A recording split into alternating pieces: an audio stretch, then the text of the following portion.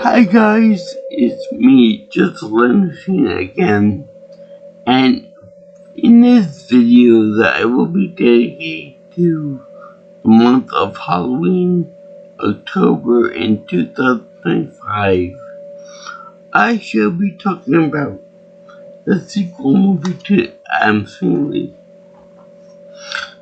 known as the Addams Family Values. And gotta admit, this movie may actually be funnier than the first one, because it has all the main characters from the first one, but it's just so much more funny, and they double down that macabre humor. And it's really funny to boot. The situations that they put themselves in it just funny as all hell. And as usual, Wednesday Addams is portrayed by Christine Ricci to a T, and God bless Rose because he kicks so much ass in this movie. I really wish that we had film number 3, but we can't. That nice things, can we? Anyway, this movie picked up right off for the last one, and that Morticia is having a baby. A little baby boy. And I remember that in the last movie, the ending sequence was Morticia having knit a sweater for the baby, like most mothers do when they're expecting. But this one was more like an F t-shirt. It was like something like you would see in Futurama. And the thing is that when she gives birth to the baby, she gives birth now, like right this second now. So you have to ask her, why is such a quick birth gestation period? I mean, I always thought that the Addams family were human beings, Morticia, Gomez, Kid Pugsley, and Wednesday Addams, as well as the grandmama and Lurch. Even though Lurch is considered like the Frankenstein monster, he's still a human being at heart. So so it's weird to see her give birth right away. And I find it really interesting that that was a name that thing, the hand, that hand always makes little jokes and stuff about it, spanking the baby and stuff like doctors do. I guess to inspire the respiratory system on the baby. So anyway, they talk about that and stuff like that. And first of all, the baby itself is adorable. It's even got a cute little mustache on it, like Gomez. And later on, it disappears and the kid becomes blonde when it's supposed to be like his glitter streak coming through, which makes Gomez, of course, faint, and everybody else worried to death about it. So anyway, like I was saying, the baby looks normal. He probably can pretty much walk on his own, but the kid's a little monster. I mean, literally, he's a monster. He's got super strength. He's got super breath, fire breath, and it's very funny. It's have the point. I would have to expect for the baby to take on Wednesday and Pugsley to fight for death, kind of like a Stu Griffin. But no, and the baby's name is Hubert, of all things. I have no idea where it came from, but they called Hubert. They were gonna go with the name Lucifer, but they decided not to. but I so totally would take that name for myself if I had a chance, because it's cool. I mean, I don't worship the devil or anything, but that's a real cool name. I'm sorry, that's a cool name.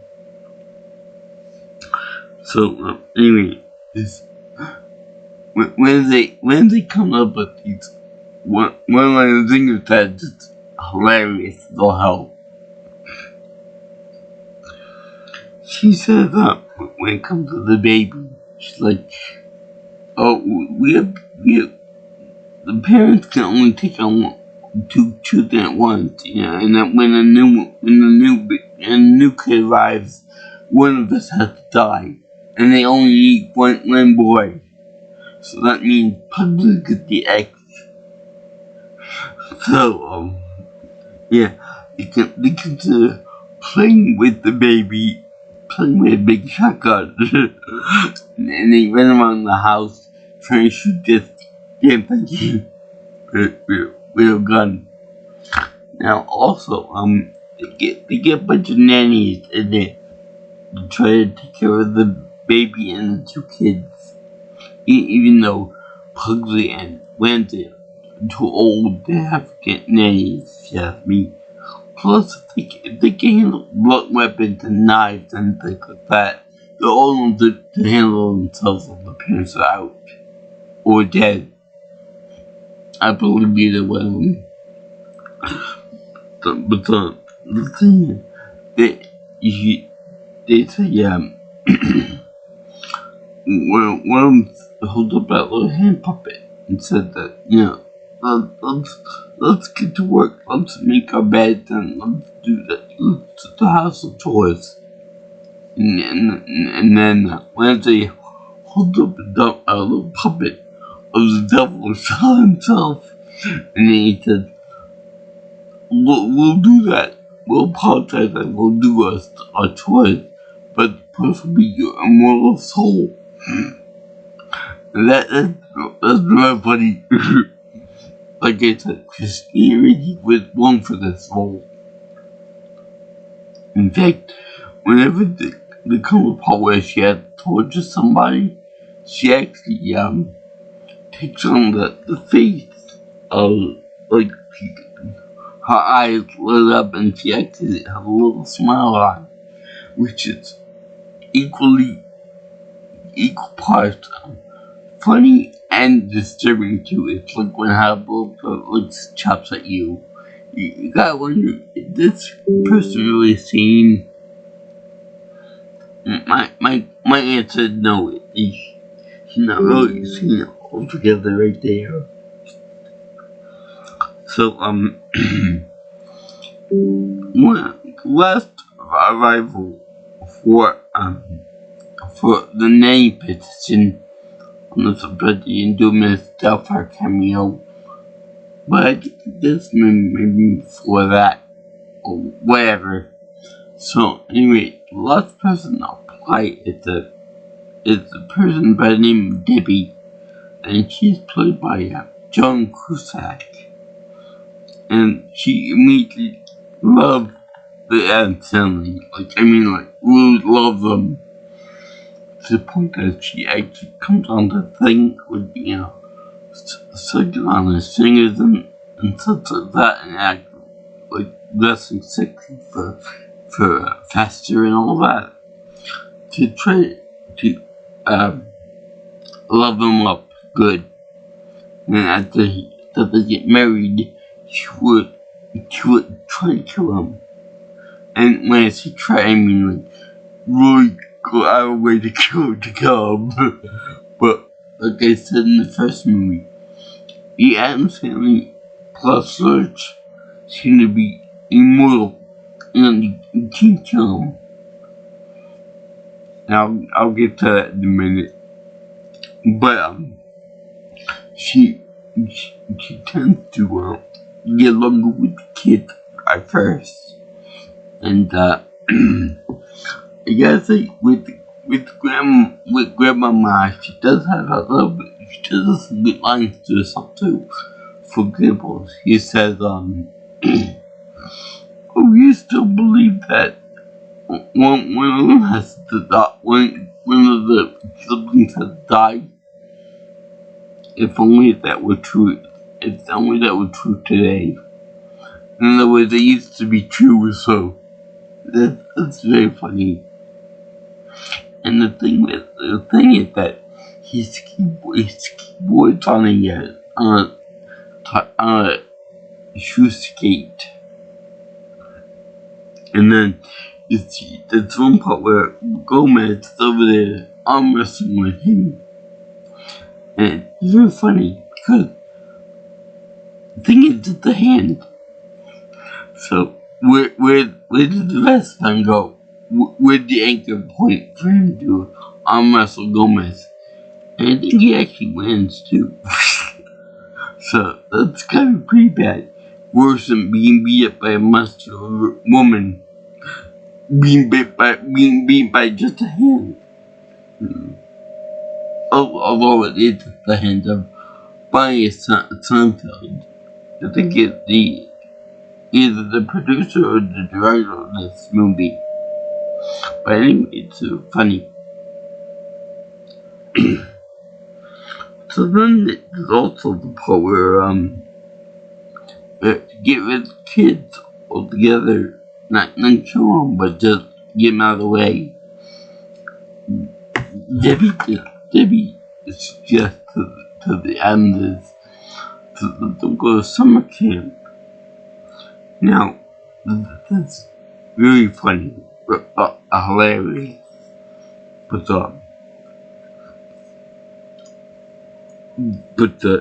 Debbie actually suggested, and at first they don't believe me, and she's like, oh, the kids really want to go there, they want to have fun with other kids. It's like, no, that's not our kid.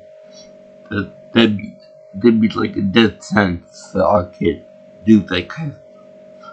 I mean, don't you know your own children? Don't you know that these two are going to be very miserable at day camp or summer camp? But I love whenever they have what's her name, Angelica Houston playing Morticia.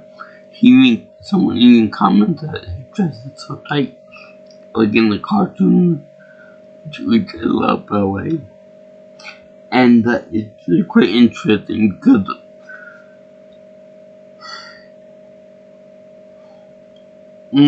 almost every time you see Morticia, her eyes are covered in moonlight and everything else just in shadow. So it's quite nice. So I love to hear.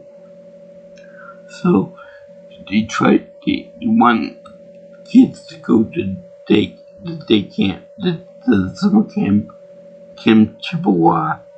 I wonder if that related to Chippewa Dawson's from Titanic. But anyway, this is like your standard run of the mill, happy camp where the kids are all happy and for some reason white and so happy and gay and all this stuff. We like being alive type, happiness and happiness. To direct opposite of Wednesday and Pugsley, Addams, and the rest of the crew there. So anyway, it's so funny what happens. I'll get to it in a minute. Meanwhile, Debbie meets cousin and his wife from the first movie, and it's so funny because they have a little baby, it too. Or it junior, I should say. Which is weird because you would think that the human genes would make for the it genes and make a hybrid of sorts.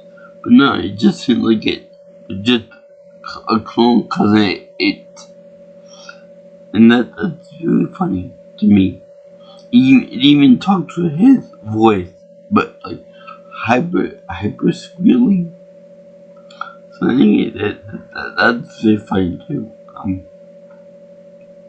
And that Debbie assumes that if she marries Fester, that their kids will be as freakish looking as he is, bald with very sunken eyes and a big fat belly and all that.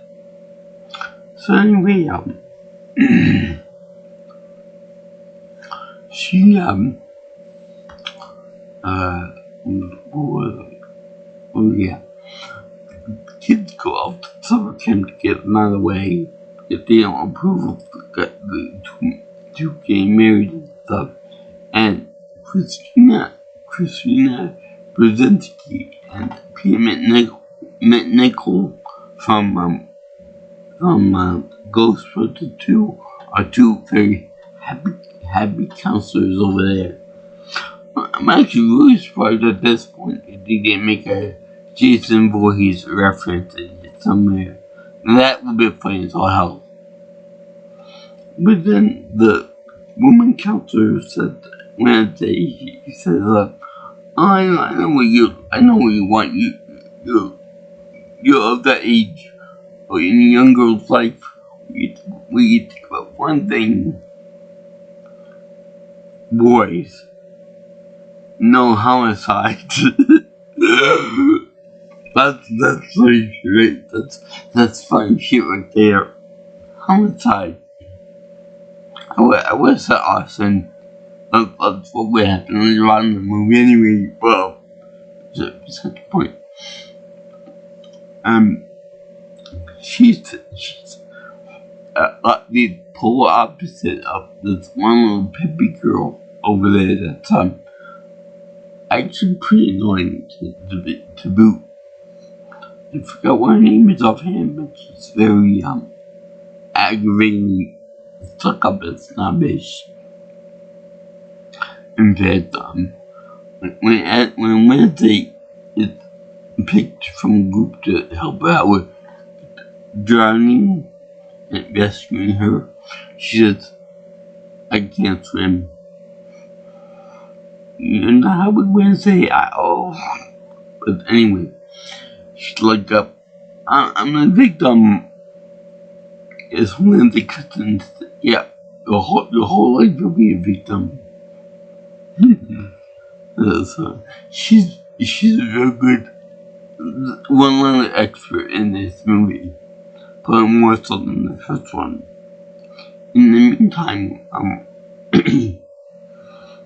Pastor got married to Debbie, and it's so funny too because she turned out to be a black widow, which she marries somebody for the money, and when the money goes dry, she kills them, or vice versa. I think she kills them first, and she takes the money away from them.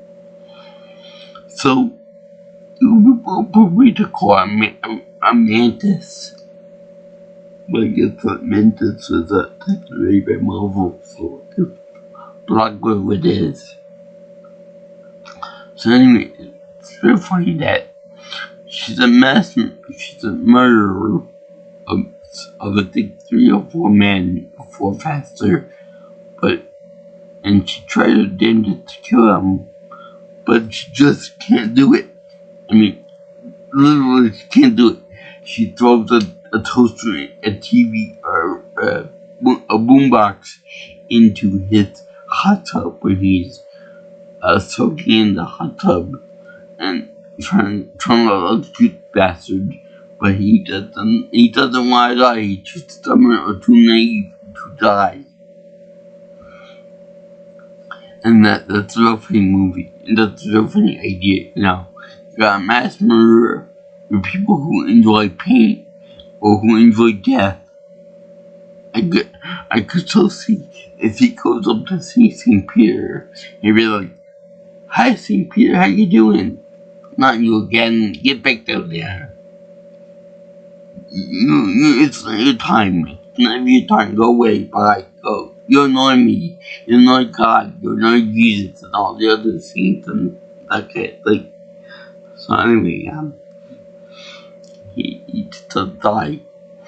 But I find it interesting. You never actually show him frying They never have like a drunk coffee moment on the electric chair. So I guess they try to, alleviate that sadness from the audience by just showing a cutaway from when she dropped the electronic device into the pool or the hot tub, which is really funny. It's implied death. So anyway, they also have a nice dance sequence with Morticia and Gomez. Now you would think that they have a nice couple dinner and a couple dance, you would expect from a couple that just got married or who've been married for several years and stuff. But nope, not in this case. In this case, they do a dance very similar to the Mamushka from the first movie, but in this case, they have Gomez and Morticia spinning around and around and around so fast that flames come out of her heels, and it's so funny and so good that even when she touches the ear or something, Gomez is like, no, it's extreme jealousy. Much more than, say, if I were talking to Damien at the gym. If I were talking to Sakura at the gym, Damien would be like, not my watch. So anyway, that's really hilarious to see that. There's also a part where Lurch, of all people, played the original Addams Family theme song on the pipe organ, which is a really nice touch. Sorry about the twinge, but I have the text on the back of my shirt back here, so it's making me twinge. So anyway, that, and when they actually she gets in trouble with the summer camp. Yeah, that big surprise, a goth joke like that, being surrounded by happiness and preppiness and all of the other happiness and joy, kind of rub her the wrong way. But anyway, she gets in trouble over and over again, so she had to go into a happy room. And so Puggy says, why are we here? What purpose of this service? Oh, they're trying to break us. they're trying to break us. And later on in the movie, she meets a boy, and she likes the boy. To the point that they actually do kiss each other at one time or another. And the kid will also get in trouble too for very similar reasons than the two Addams kids. So he says, they're gonna make us watch a movie, a happy movie, The Little Mermaid. Now, I know what you're thinking. I know that if The Little Mermaid really did exist and was in the Addams Family world, I know that Wednesday and Pugsley put fish her out of the water and then make her into sushi or some kind of big fish or something. That would have been funny, and it would have been very dark too. And quite possibly tasty on top of all that, and with a little bit of lemon. So anyway, they finally pin Wednesday against a chain link fence as she's trying to escape. And then Nick says, "You need a hug. Let's sing Kumbaya to each other." So they all start singing Kumbaya to each other, and I don't know whether it's just the atmosphere or maybe the prolonged um, happiness and joy around the camp. Or maybe it could have been like a really cool procedure type thing, like with the Disney movie and such.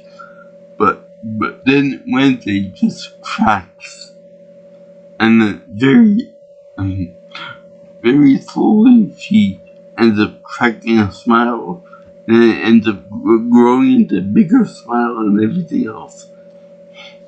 And so her once unpleasant demeanor finally breaks through to see a very creepy smile. Or even that girl from the beginning of the movie. Even from the beginning of the camp scenes, she says, "Stop it, you're creeping me out."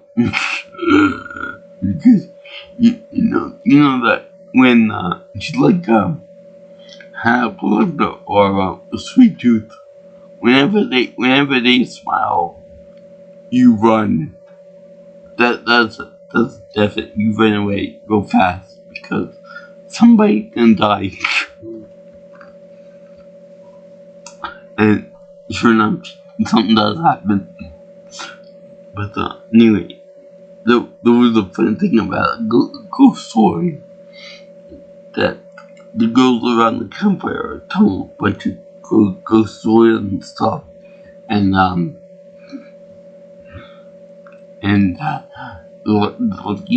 classical, look behind you type ghost story, like Fred Krueger or something like that. Then it's your turn when you tell a story. Come on, this is very stupid. So then she finally told the story about how when people wake up from the surgery, they'll still have the same old nose. So then the girls over there like, no, not the money maker, no. It's really funny, really creepy. I'm sure that there's got to be some high-class woman, a higher income level woman that probably said, "Oh no, that's horrible, that's disgusting." But meanwhile, for me, I don't care what that person don't look like before or after surgery. That's very funny. But yeah, she just cracks when they being exposed to all this happiness and joy all the time. Kind of like a person who's under pressure from being tortured and put in the torture device, and they laugh it off. So in any case, she eventually does fall in love with the boy, and they do kiss each other on her escape to stop Fester and rescue Uncle Fester and things.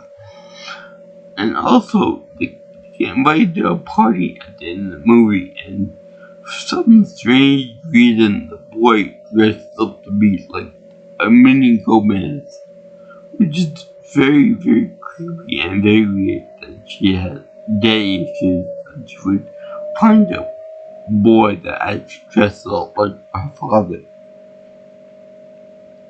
And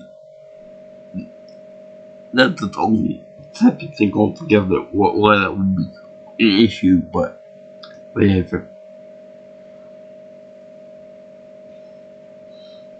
So, yeah, the boy and the girl together. Not before that they do a recreation of Pocahontas with the first Thanksgiving for the Pilgrims. A very beloved tale of whitewashing, and it's really funny because I forgot who played the tree. It might have been Pugsley, but the way Pete McNichol wrote it is that the turkeys in the that would be sacrificed at the dinner are like yes, yes, we enjoy dying, yes, for peace. It kind of reminded me of the Marshall guys from the newer Ghostbusters movie. I liked it when they said, yes, we'll be happy to die. And roll around in the chocolate.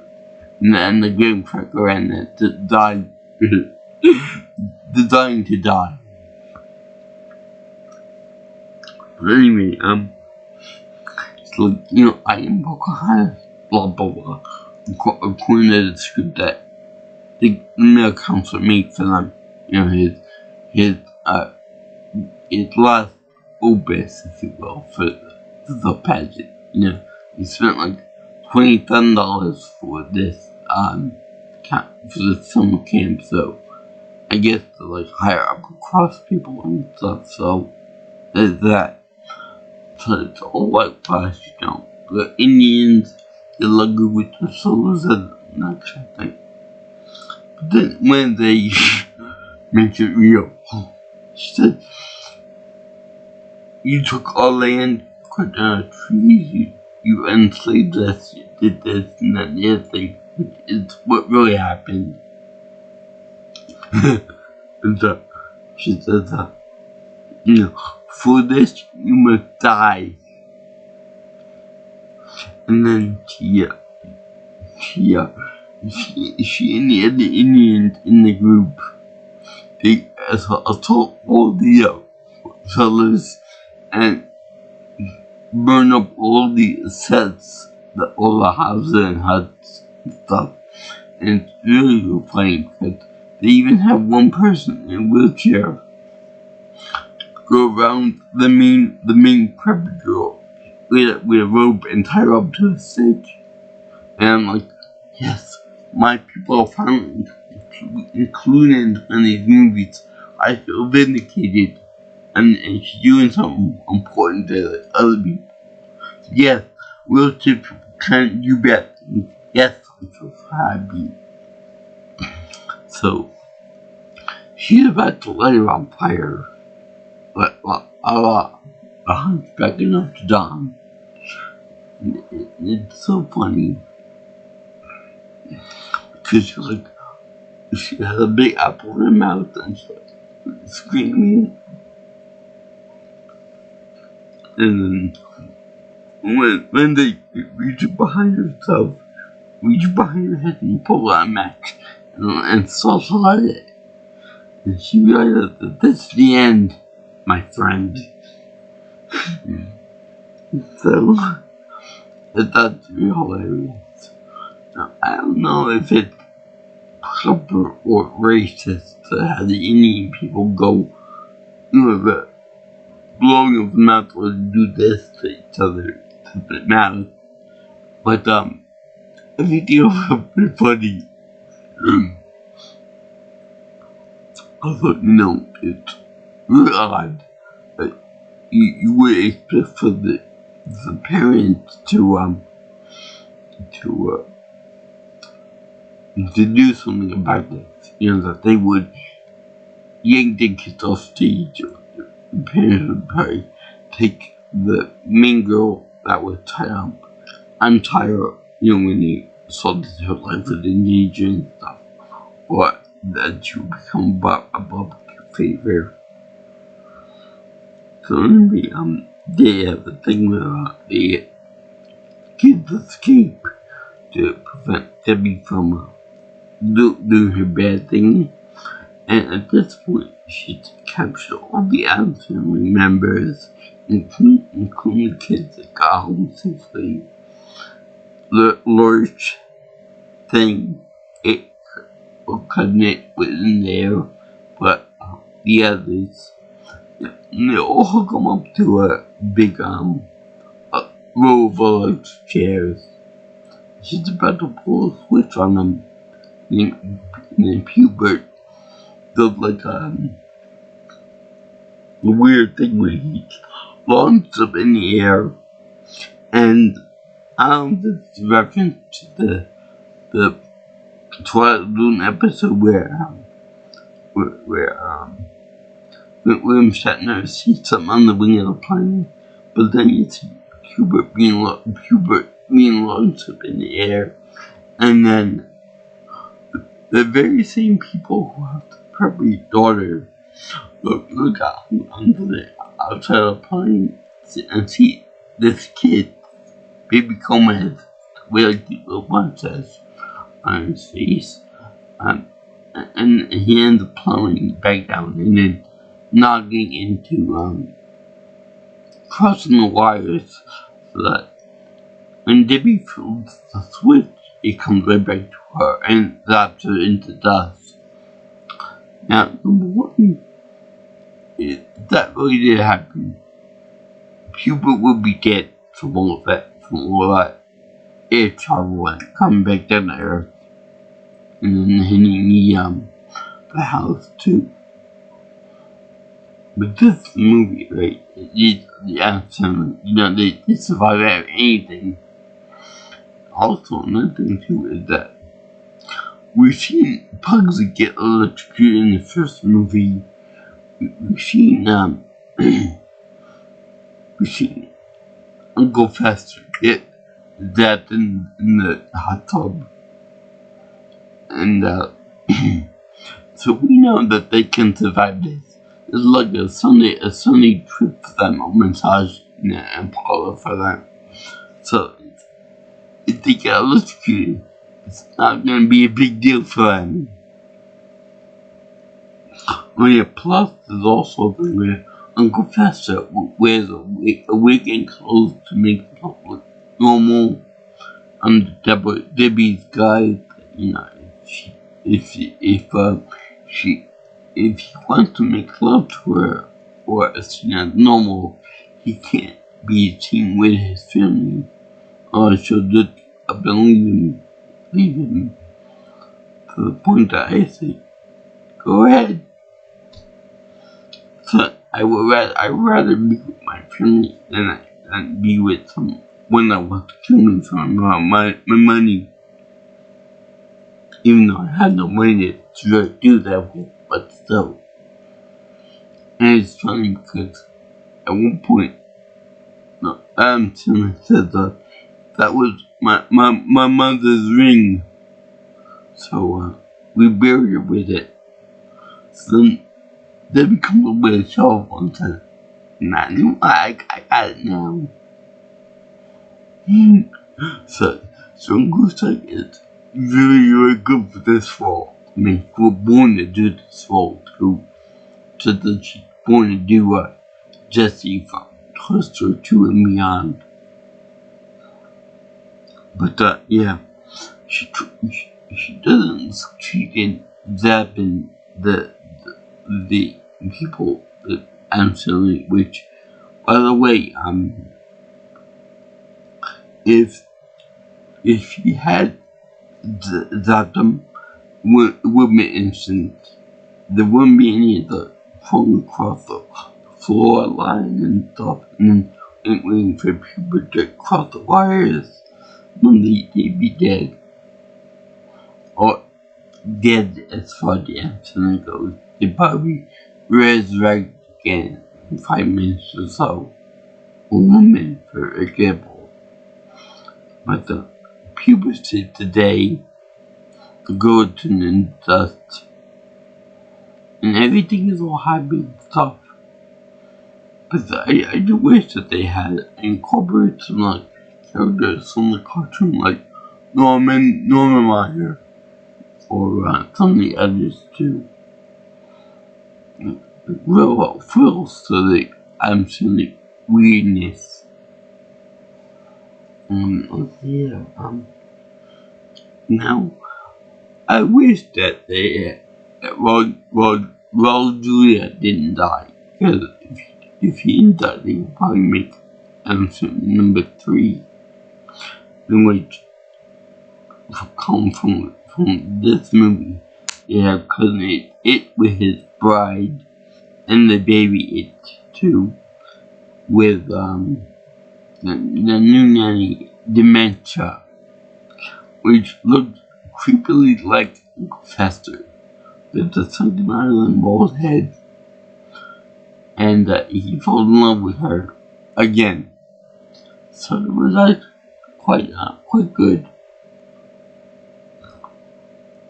But yeah, I love all the characters in the movie. I love Grandma. I love Uncle Fester. I love I love Debbie. I love Gomez. I love Wednesday and Pugsley. Like everybody, even the baby. For Christ's sake, I like the baby. Baby's fine. Baby stops getting from shooting himself, and he stops Debbie, of course, and he also stops he also swims with and super strength, super durability too. They can all be shape shifting or giving like super speed for all I know. And let's see, well, I like good thing and with Lurch. Although with Lurch under the like in the cartoon, and yeah, the little I like the fact they speak French to each other. Gomez and Tisha, and the boy and Wendy do the same type of thing. I think she has daddy issues because she's turned on by everything that Daddy does to his mother, to his wife, and Joe involved Julia doing a good job, of course. And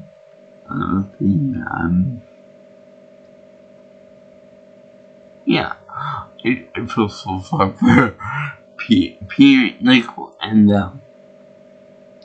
Peter McNichol and Christina Brzezinski, because they're trying their best to work with the kids, but Wednesday and probably are given nothing but garbage to work with. As usual, they put the girl Wednesday has so many good one-liners.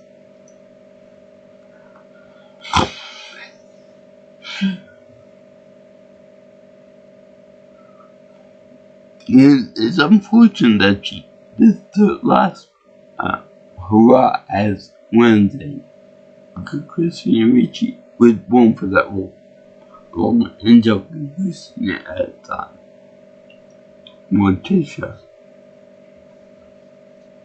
Of course, I give it to Christopher Lloyd for being the Uncle Fester.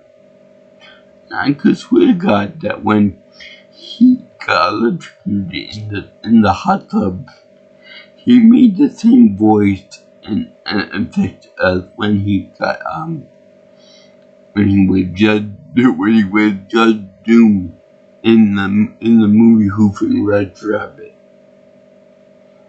I could swear he did that when he got run over by the steamroller. And also, when he wears a wig and clothing, which I don't know why they wear a wig, but whatever, he looks like a dick. There's nothing I can do to sugarcoat that. He looks like a big penis with the wig. It looks like a big page boy wig. And it's really kind of disgusting, actually. Let's see. I'm anxious to write that they can do like a Bride Frankenstein type thing for him. Like we find like a bunch of dead parts and make him into it. A woman for him, or whatever would pass for his sexual likings. But yeah, it's really quite funny. Especially somebody that likes pain and torture and death with somebody who's a killer. And to me, that's hilarious. And let's see, I love when I love the part where Wednesday just tracks and she starts to be happy, which is weird because if she can be happy, but only when she towards her brother or family members, but not happy for being happy with other happy people. So anyway, it's very fun. This movie is really fun. I definitely say get this movie. Get both of them because they are well worth it. I am about the Blu-ray version, but DVDs are pretty much the same death blue type thing you would expect from Dead Corpse. So what is perfect for that? But then, yeah, I highly recommend both of these movies. And I wish I get more of these Addams Family people. I know that they made a new CGI cartoon of the Addams Family, but I'm holding up a great amount of hope for that one because the movie is a little bit too tame for Addams Family fans. For like, I think that they made the movie a little too safe for audiences. Like, like don't talk about death, don't talk about violence, don't talk about mauling people, don't talk about killing your brother or killing your sister. Don't talk about knives and all that. I haven't seen the movie, but it's weird. Also, for another thing too, I think that the new Wednesday Addams, with the balloon head, I think that they were kind of like almost making fun of Christina Ricci because in this movie she has white skin, but her head's very big. Her forehead is very big, so I think that by making the new Wednesday Addams into a balloon, I think they're kind of making fun for that, which isn't right. But this movie, these two movies kick ass. Okay, I highly recommend these. I thank you for watching my video on the Anthony values. It was a guess, a real fun movie here. And I think that the value of the movie is that the value that they talk about with the Anthony values is that the family is so dysfunctional and weird and all that. They still love each other. And they love each other more than, say, money or jewels or anything else. And people have to understand that you gotta love each other for years. You gotta love your family for who they are. Not that money or monetary value. Not for how much it can work. For how much it can bring home the bacon and all that other stuff too. So I thank you for watching that video. I did this on my length of Halloween for 2025.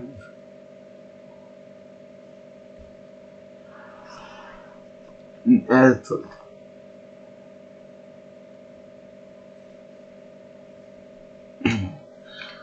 I give this movie a happy face to show approval.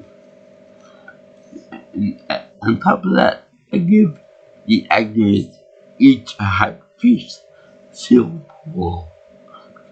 Because I can't imagine anybody else playing these roles in live action. Wednesday, Pugsley, Gomez, Morticia, grandmama worse thing it and faster. I can't imagine anybody else playing them besides people that were in these two movies.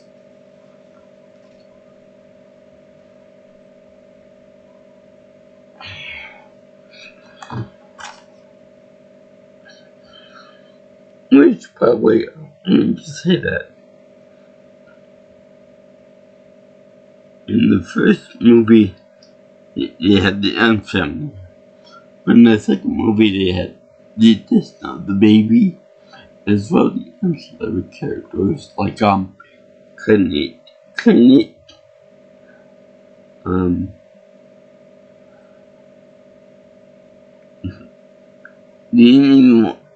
they had thing in the first one.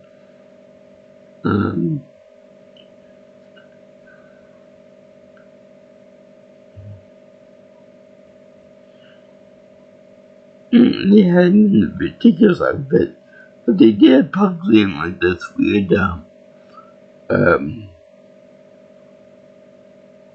in this weird pilgrim outfit, which would be a foreshadow of what happened in the movie with the ocean and stuff. So yeah, I highly recommend this movie to you. And yo, well, I find it really interesting when Thing first met Debbie. He loved her so much that he was actually humping her. But because he's just a hand, he would just pop up and down with his fingers. And that was really funny. And when she sucked one of his fingers, he fainted. And she said, I'm really good with my hands. So that's really funny. I mean, really funny. So yeah, I definitely enjoyed the movie. If you like what you hear and you want to see more of my comments, like, comment, share, and subscribe to my channel.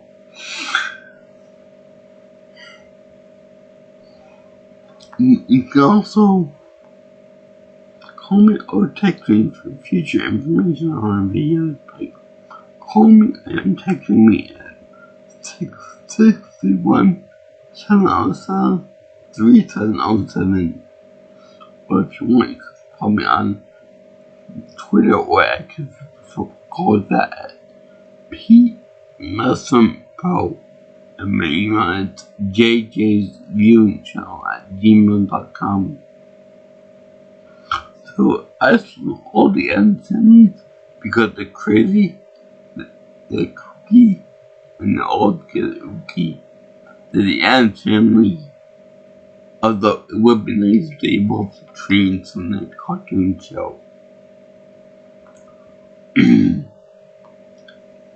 Anyway, peace out, my brothers and sisters.